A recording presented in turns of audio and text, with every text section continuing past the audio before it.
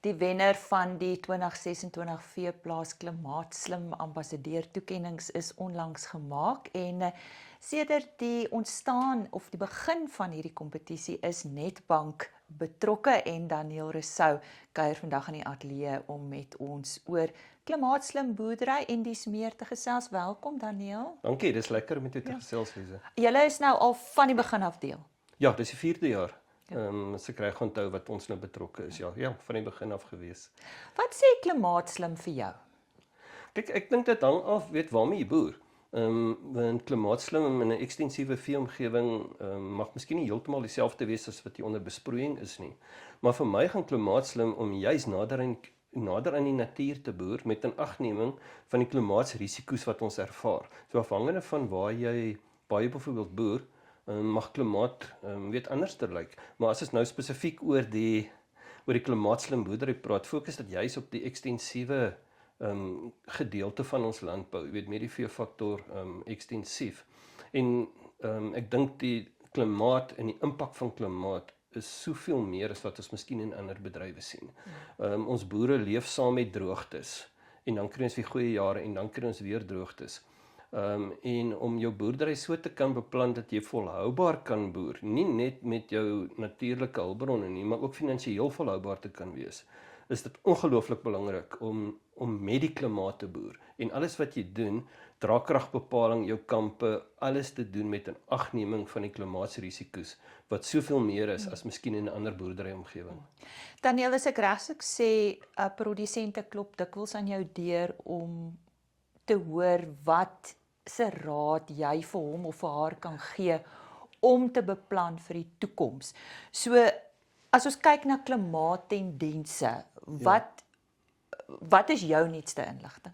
Kyk, klimaat, as dit nou oor, kom ons gesels net gou oor risiko's, en ek dink dit is ons rol as finansierders, is om te gesels oor risiko's waarvan klimaat een is.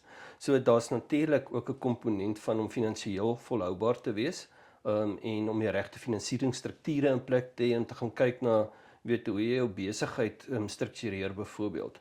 Maar klimaatrisiko is natuurlik nou een van die groot risiko's. So in die eerste plek, jy kan nie finansies wegvat van klimaatsbestuur nie. Ek dink alles wat jy doen moet op die ou einde finansiëel sin maak ook. So as jy gaan kyk nou om jou finansiële struktuur reg te kry, hoe jy jou skuldstrukturering doen byvoorbeeld met 'n agneming van die siklus waarin jy ook is. So as ons in 'n goeie jaar het, dink ek moet ons daai veerkragtigheid kan hê om vinniger besluite te neem, om byvoorbeeld meer vee aan te koop, al is dit net op kort termyn. As ons gaan kyk na in droogteperiodes, wat maak ek met my diere? Moet ek miskien diere vroeër verkoop, 'n kernkudde hou, maar dit is regtig waar boerspesifiek en kliëntspesifiek. Maar dit is hoekom ons daar is, ek dink om alles in geheel te kan sien. As 'n totale pakkie waarvan klimaatsrisiko een van die groot risiko's is. Nou die vraag, wat sien ons deesdae gebeur? Is die impak van klimaat is definitief meer eksponensieel as wat ons miskien in die verlede ervaar het. Met klimaatsverandering sien ons die intensiteit van dinge wat gebeur. Is baie meer. Ons gaan byvoorbeeld nou na El Niño in. Nou El Niño beteken nie noodwendig dat dit gaan droog wees nie. Dit mag droër wees, maar ons mag ook die reën op verkeerde tye kry. Nie noodwendig wat ons dit wil hê nie. En daai intensiteit, en ons het dit gesien met die vloede nou, so 2 maande terug in die Weskaap. Nou praat van 'n 200 jaar vloed. Nou ek dink nie iemand het rekord gehou 200 jaar terug nie, maar ek dink dit is hoe erg dit was. En ek dink dit is om daardie ekstremes ook te kan bestuur in jou totale boerdery bestuurstelsel. Praat van bestuurstelsel en boerderystelsels, dan dink ek nou aan klimaatslim boerdery wat pas by bewaringsboerdery, geen bewerking. Jou opinie daaroor? Ja, en daar's baie woorde wat rondvlieg. In terme van bewaringsboerdery, is dit herlewingslandbou of is dit oorlewingslandbou? Afhangende van wat 'n bril jy opsit en wat 'n hoed jy opsit. Maar ja, ek dink bewaringslandbou, herlewingslandbou, dis nie nuut nie. Dit is al vir hoeveel jaar met ons, ekstensief ook, soos wat ons nou gesels het in terme van, hoe bestuur jy jou hele boerderystelsel om nader aan die natuur te kan boer en jou draagkragkapasiteit te kan verhoog. Maar bewaringslandbou op sigself is in die eerste plek om dit wat jy het, jou natuurlike hulpbronne, water en grond te beskerm en na die beste van jou vermoë te gebruik dan ook as jy gaan kyk na na erfopvolging byvoorbeeld, wat los jy vir jou kind. Maar die ding is ons kan nie net bewaring doen nie. En jy moet dit ook verbeter. Want as ons gaan kyk na boerderypraktyke wat ons in die laaste 30 jaar byvoorbeeld gehad het, was nie noodwendig as jy nou in vandag se terme kyk wie die beste praktyke nie. So ons het gesien dat ons grond se potensiaal het oor tyd afgeneem. Ons het erosie gesien byvoorbeeld. Natuurlik nou met klimaatsverandering is dit nogal belangrik. So weer eens uit 'n finansiële oogpunt uit ook, as ons gaan kyk na die kosteknyptang, die gebruik van diesel, die gebruik van kunsmis, die gebruik van spuitstowwe, die gebruik van jou implemente en die kostes daaraan verbonde. Dit het alles 'n impak op die einde op waarmee gaan jy boer en hoe gaan jou boerderypraktyke lyk. So nou kom ons na herlewingslandbou toe byvoorbeeld. Om regtig die grond se kwaliteit en die grond se voedingswaarde, die grond se watervasse vermoë te verbeter. Deur praktyke wat in die verlede ook toegepas was, maar ek dink nie as 'n kombinasie nie. As jy gaan kyk na grondbedekking byvoorbeeld. Ons gaan kyk om meer koolstof in die grond te kry.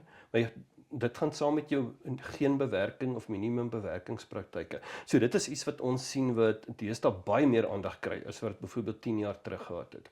Dit gaan saam met klimaatsverandering, maar ek dink ook dit gaan rondom die finansiële volhoubaarheid. Dit is praktyke wat vir jou tot in die volgende geslag finansiëel volhoubaar sal maak. Maar dit beteken ook dat jy gaan minder afhanklik wees van byvoorbeeld dan nou spuitstowwe, kunsmis of 'n kombinasies daarvan. Maar ons moet ook onthou dat ons het ook 'n verbruiker wat al hoe meer krities begin kyk na waarmee boer ons en wat eet ons. En hoe? En hoe eet ons, ja. Dit is miskien nog in die beginstadium, maar ek dink dit gaan al hoe meer 'n drywer word in die toekoms vir hoe gaan ons boer vorentoe? Want ek dink dit gaan as miskien as 'n beperking tot marktoegang wees, in die toekoms, maar dit kan ook 'n wortel wees.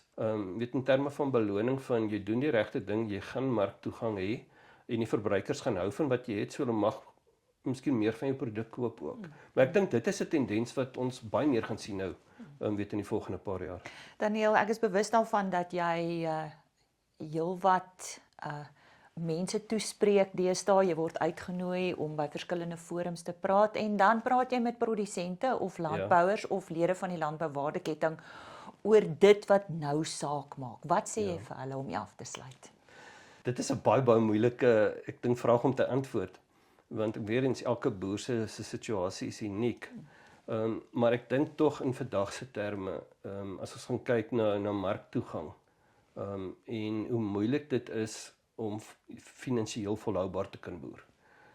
Om dit wat jy kan doen, reg te doen. So ek baie keer sê ek, kom as ek die Engels mag gebruik, back to basics. Jy kan fokus op 80% van dinge en wat jy deesdae hoor en wat jy sien, maar wat net vir jou 20% impak in jou besigheid gaan gee. Begin klein, as 'n terme van herlewingslandbou of maak jou oneffektiwiteite reg byvoorbeeld. Begin net iets doen. Fokus op daai 20% wat jy kan beheer wat miskien vir jou baie groter positiewe uitkoms gaan gee. As ek kan terugbring na herlewingslandbou toe, want dit is eintlik nou waaroor ons praat in finansiële volhoubaarheid. Is fokus net op daai regte dinge wat jy kan beheer en wat jy kan goed doen. Meer as dit kan niemand meer van jou verwag nie so. Nee, ek dink dit is maar die boodskap wat ons deesdae vir boere kan gee om positief te bly en fokus op wat jy kan reg doen. En meer dit. Ek dink jy het dit baie goed saamgevat. Baie dankie. Dankie Daniel Lise. Rousseau van Netbank wat vandag in die ateljee kom kuier het. Hulle is natuurlik al van die begin af deel van die Veeplaas Klimaatslim ambassadeur kompetisie en eersdaags gaan ons ook vanjaar se wenner se plaas besoek. So kyk uit vir nog inligting daaroor.